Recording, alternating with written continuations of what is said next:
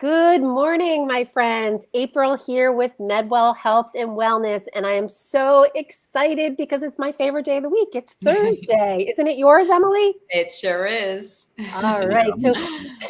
So today, I know this is a topic that everybody is interested in, and we're going to be talking about tips and kind of some information about being able to grow cannabis at home. And there's so much more involved than you will actually. I think you're going to learn a lot today. We have our friend Nathan Paquette, who is the metrologist at MCR Labs. Hey, Nathan, how are you? I'm doing pretty well today. How you doing? Awesome. Good We to have hear. Emily Waxman, our Director of Community Outreach. Good morning, Good Emily. morning. All right, my friends, as we get started, just some housekeeping. We are streaming this to Facebook and YouTube. Please feel free to drop us a hello. Tell us where you're tuning in from today. Also, if you have a question, everybody. drop it in the chat. We will make sure to absolutely answer that question. And if you are catching the replay and you missed this live, don't worry. Leave a comment and we'll happily get back to you with any questions that we have. Also, friends, sharing is caring.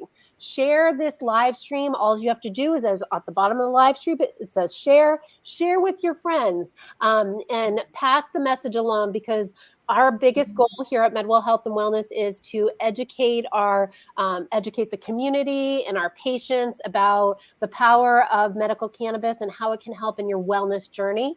And I'm actually sad to say we're almost to the end of our quarter that we have of our wellness campaign. Can you believe that, Emily? I can't. It is making me very sad to have to slowly say goodbye to this for a little bit.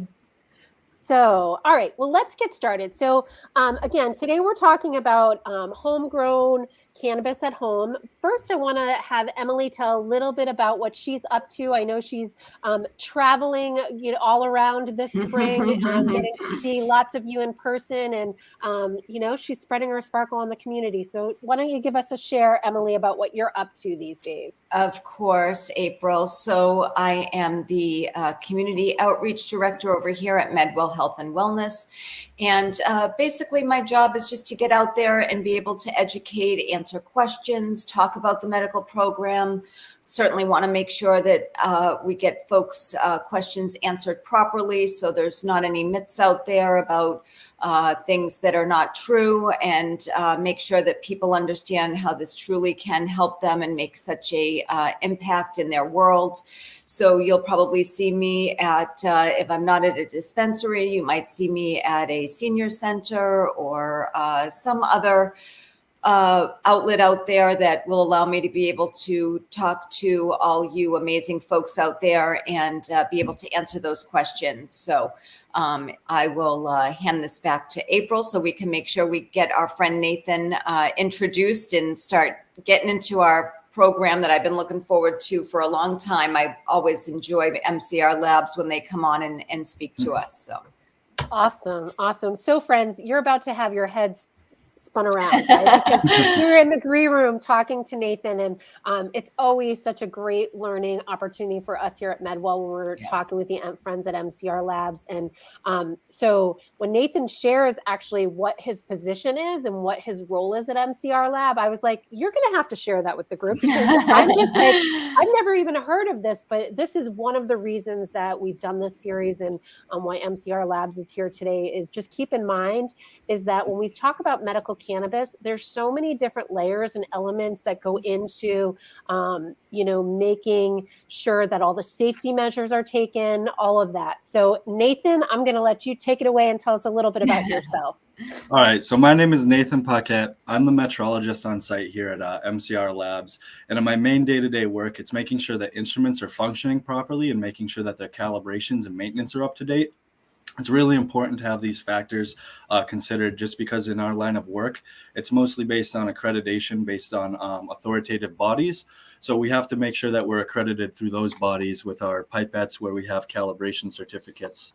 And we have to make sure that these are all passing. So this is just a little example. I'll hold up one here. And this just says we have our passing data. If we have any failures, we have to investigate those, see how it might have impacted our samples. But that is what my main duties from here day to day, and that's what I do.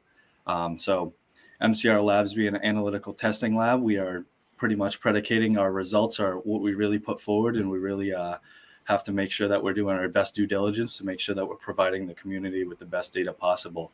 So we provide services for most of the dispensaries here in Mass, but we also look at the recreational market, home grows, and we really like that we allow walk-ins, so people can walk right in and drop off their samples, which is awesome too. So then we can provide data and results for them, and then they can fine tune their home grows. And I hope that our audience understands too, Nathan, that, there's only 3 labs in this whole state, and there's over 150 dispensaries, plus all those folks that you mentioned that do the home growing. So you can imagine how busy that you guys are on a regular basis doing all that testing for all those products.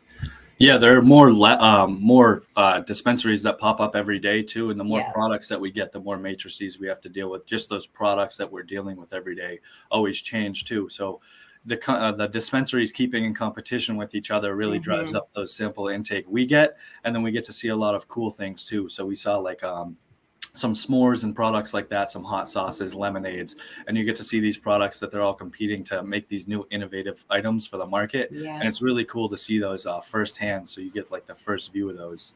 That's very, very cool. Interesting. Yeah. So tell us a little bit about kind of how MCR works with the community, because are you just working with dispensaries? How does a medicinal cannabis patient possibly work with MCR?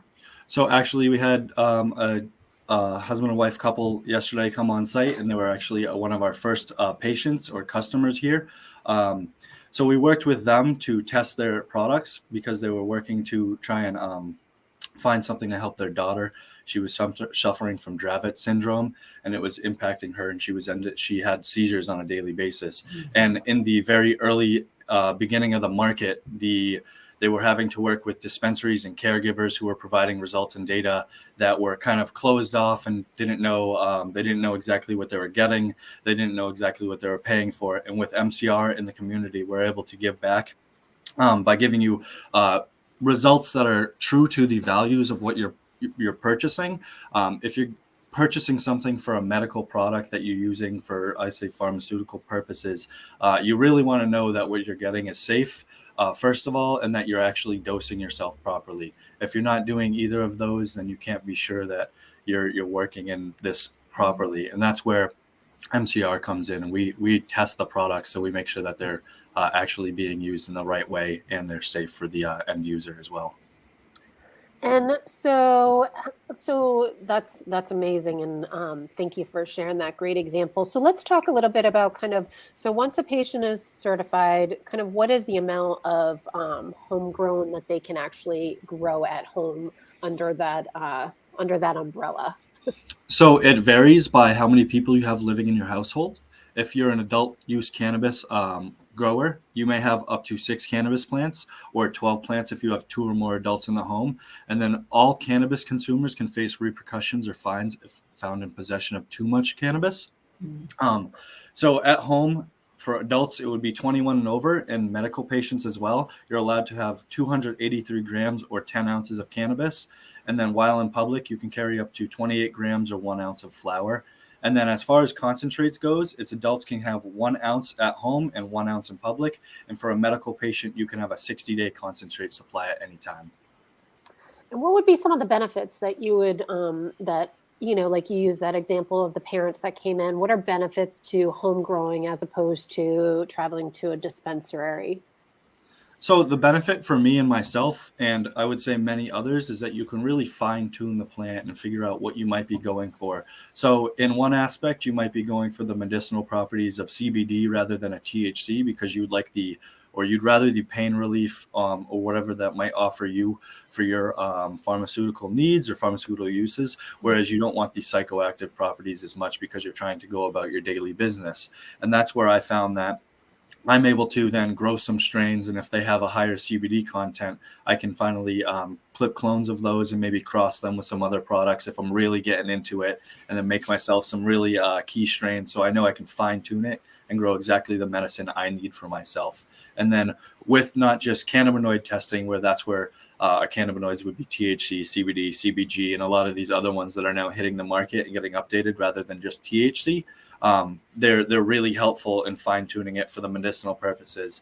So we have our cannabinoids, but we also have terpene testing we offer here.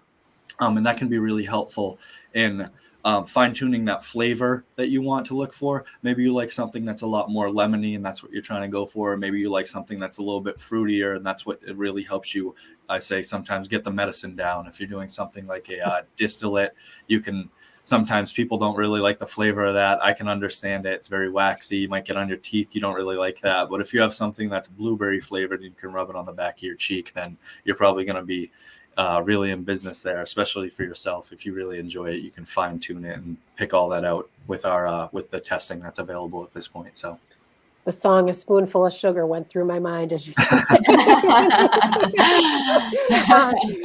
I guess one of the things, so like as a beginner, how would you how do you get started to kind of, like in my mind, I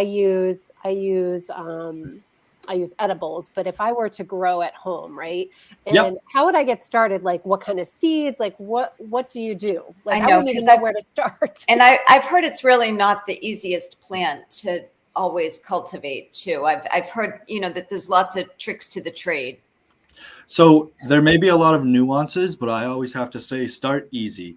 It's like any plant that you can put in the window. I like to do regular gardening yearly. So I like to start my tomatoes early in my tent. I also grow cannabis in there, but it's really helpful. It's like any other plant, I say. If you just give it the proper water it needs and then the proper sunlight or proper light, you should be all set. I like to say for people, if they want to get into it for a first time, and I don't want to have them spend a bunch of money, buy a tent or buy all these buckets and expensive pots. When you go to the grow shop, they're going to try and sell you all this stuff. Hey, you need this extra super heavy duty carbon filter. You need all these things. But if you really want to get started, that plant in its vegetative phase, you can put that in a solo cup. If you have some seeds that you may be able to get, I say we always had bag seeds. So if we bought some cannabis, maybe you had some seeds in there. Maybe you know someone who has clones, or you can look at a lot, like some of these companies are coming out that offer clones and stuff too, and they have good genetics and they offer like really nice plants. I wouldn't say you have to go that crazy. If you know someone who currently grows, they might willingly offer you a clone just so you can get started. But I don't like people going heavy with the investment, just because if they get frustrated or something happens and the plant dies, they go, oh, I spent $400 and all this tent and all this equipment when I don't even have good cannabis. It wasn't even worth the grow. And I say, all right, slow your roll. Let's go back to the basics. If you can get some soil outside, maybe your parents had a garden and you can go over there, grab some soil, toss it in a solo cup, put your seed in there, put it by a window, make sure the soil's a little bit moist, see how it pops out of the ground. If it pops up, then we can get the ball rolling. And from there, a lot of these companies are coming out with these grow tent kits that have like the carbon filter and everything for you, a nice set of lights, and that will be good for pretty much the lifetime until you want to expand your grow area or whatever you might be doing. And those kits are really more cost efficient than it used to be.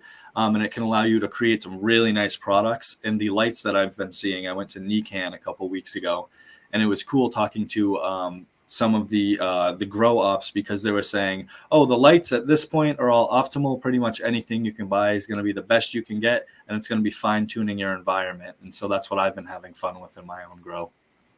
So when you're so these kits, like, so if I were to search online, would you find it under cannabis grow kits? You can actually you can go right on Amazon, I say. So this is where I tell my friends to go, because they're just now getting into it. I know they're cannabis consumers, but they were like, hey, I want to delve in. They like their arborvitaes. So they were like, hey, if I can grow an arborvitae tree outside, maybe I'll grow some cannabis inside for my own use.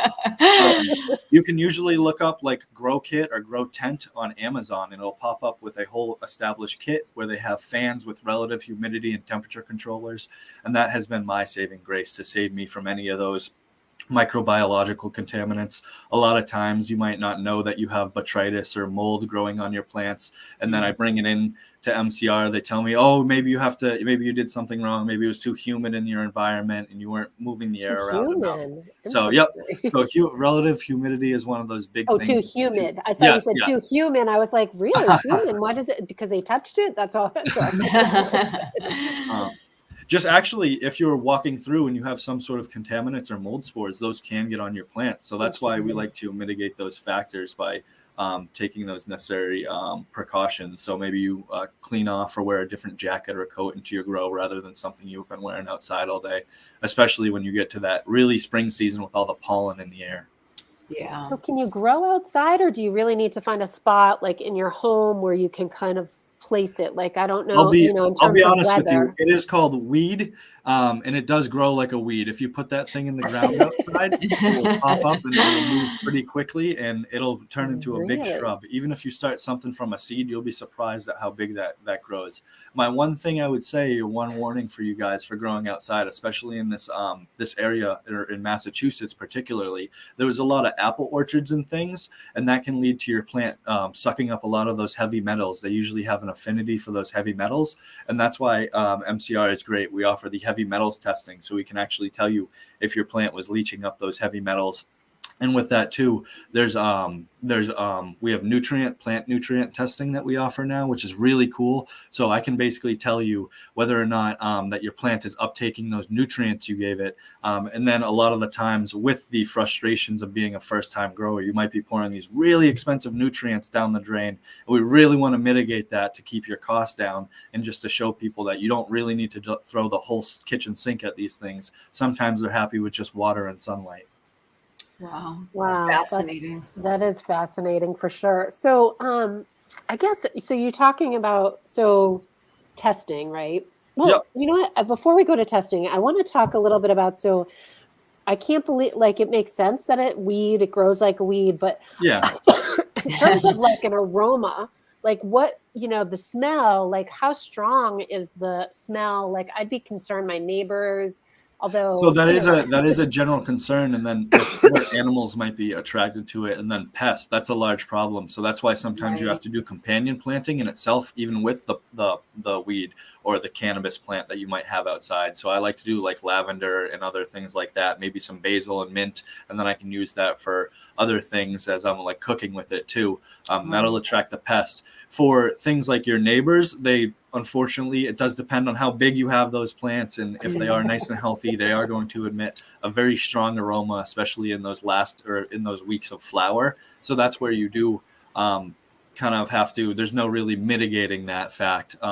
But for inside, that's why I say they offer those carbon filter setups, because if you're worried about, a lot of people are growing in condos where they might be allowed, or even apartments. You can get those whole tent setups, and they have carbon filters. So it'll have an air intake and possibly an air outtake carbon filter. And that'll help to scrub the actual smell of those cannabis plants from being pushed into even just the AC vents of your apartment complex. And that can be really helpful. Outside, unfortunately, there is no mitigating that. Right. And with the outdoor grow factors, there are a few other rules you have to have.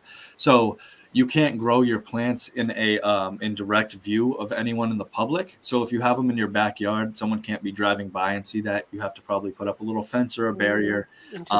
They can't be seen without visual aids. So if someone's flying over in a helicopter and they see it, it's no big deal. But if a cop is driving by or someone like that, they might see your plants. And I look at it from more of the social aspect. These cannabis plants, people are putting a lot of time, energy, and money into, and you really don't want to have a ripper come along and just pull your plant out of the ground, take it, and be off in the middle of the night. Because people put a lot of time and effort into this, and it is your medicine too. I don't want to even mitigate that factor. It's one of those things where it's like, hey, this is really valuable to me. So. No, and those plants can get really large too. So, I mean, it would definitely, I would think, be a little bit tricky making sure you can try to hide that at times. Yep. That's why I say you should grow in if you have a backyard, try and put it there, maybe put some, not tarps around it, maybe some little fencing area. Even I say get a good rapport with your neighbors so you know nothing's going on over there. Talk to them maybe first. Say, hey, I'm going to be growing some cannabis. I hope you don't mind the smell. It's not like my tomatoes over here, but I'll give you some of those too.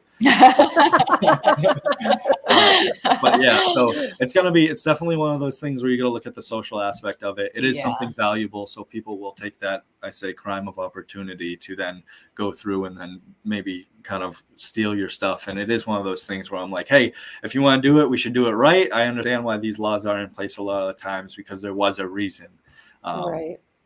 So when you talk about flowers, so obviously when you get your medical cannabis, it's usually dry when you're going to smoke it. So is there a drying period when it flowers? Kind of what's that next process of that? So there are many ways to do, like I say, for home growing, there's almost no way to do it wrong. It would just be mitigating the factors that can cause you harm in your grow, whether that be some sort of plant pest or some sort of virus that your plants could end up having.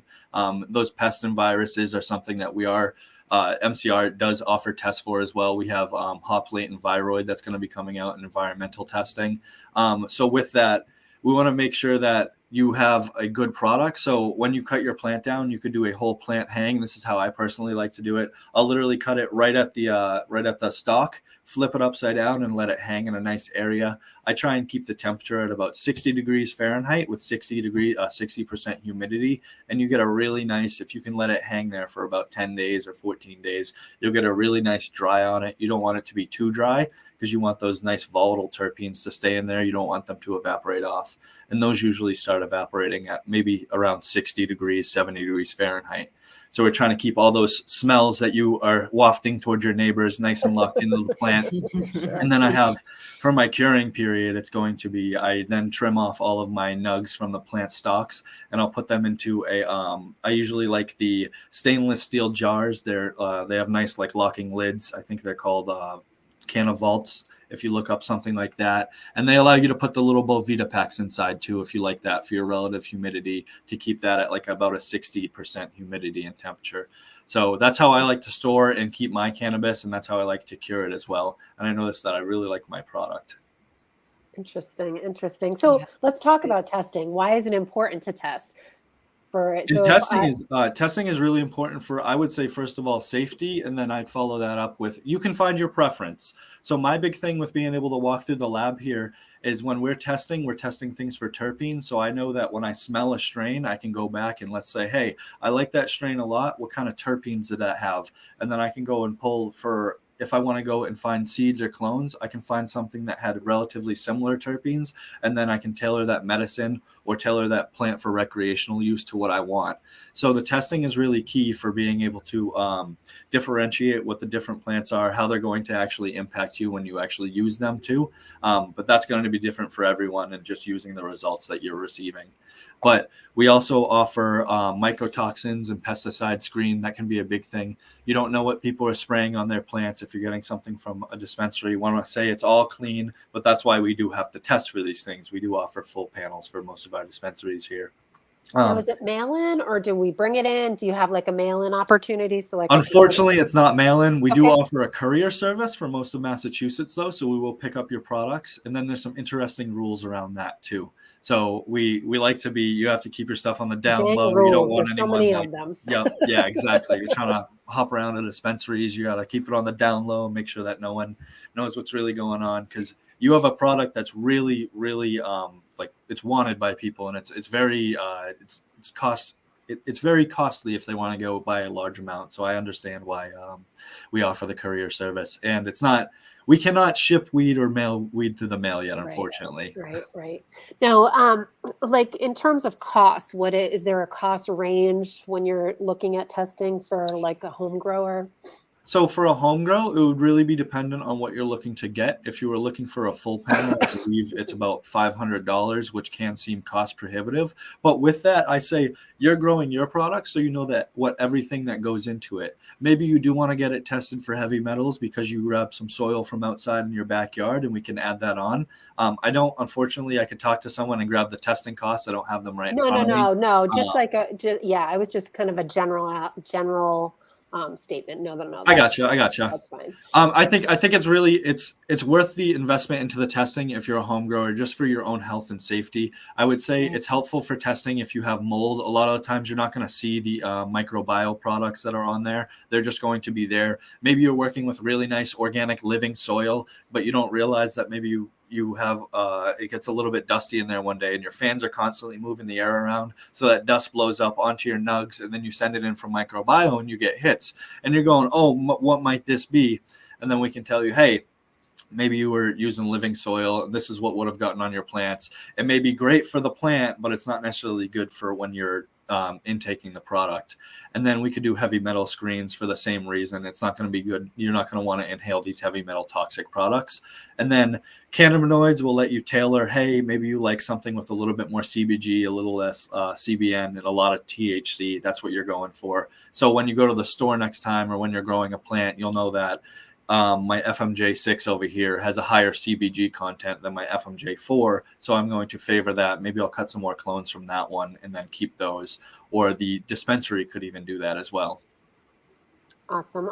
And so when you're just getting started, as we kind of wrap up, what tips would you give a beginner? Like, is there what are the main 3 tips to like making a decision to do this, what I should do first, and I do want to add, friends, so I have MCR Labs website up. They have a great blog full of information, and I know you guys are always doing panels all the time too.